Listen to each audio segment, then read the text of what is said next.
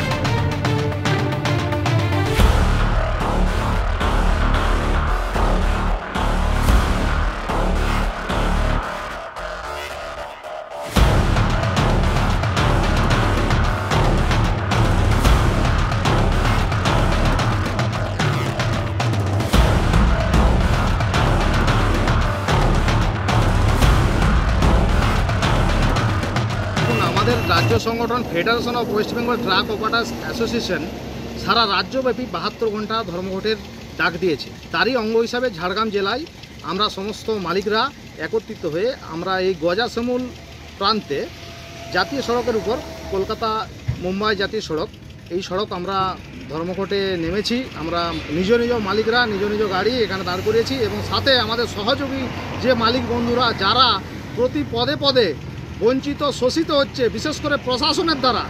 আজকে প্রশাসন আমাদেরকে শোষণ করছে। আজকে ঝাড়গ্রাম জেলার প্রতিটি প্রান্তে ওভারলোড যেভাবে বাড়বাড়ন্ত আপনারা দেখতে পাচ্ছেন, জাতীয় সড়ক মানে বসে যাচ্ছে, এতটাই মাল নিয়ে যাচ্ছে, অথচ প্রশাসন দেখছে না।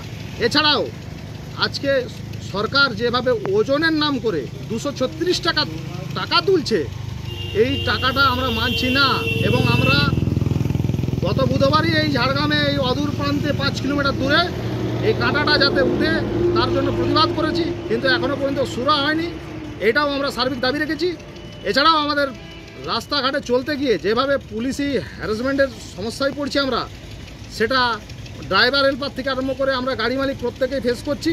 আজকে অনলাইন কেসের নাম করে আমাদেরকে টাকা চাওয়া হচ্ছে।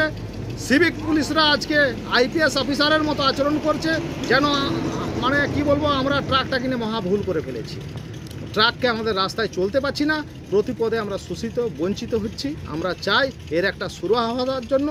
এই জন্য আমাদের সারা রাজ্যব্যাপী প্রতি জেলায় আজকে আলিপুরদুয়ার, কোচবিহার, ঝাড়গ্রাম, শিলিগুড়ি, মালদা, মুর্শিদাবাদ এমন কোনো জেলা নেই যেখানে আমরা আমাদের সাথী বন্ধুরা এই রাস্তায় নামেনি।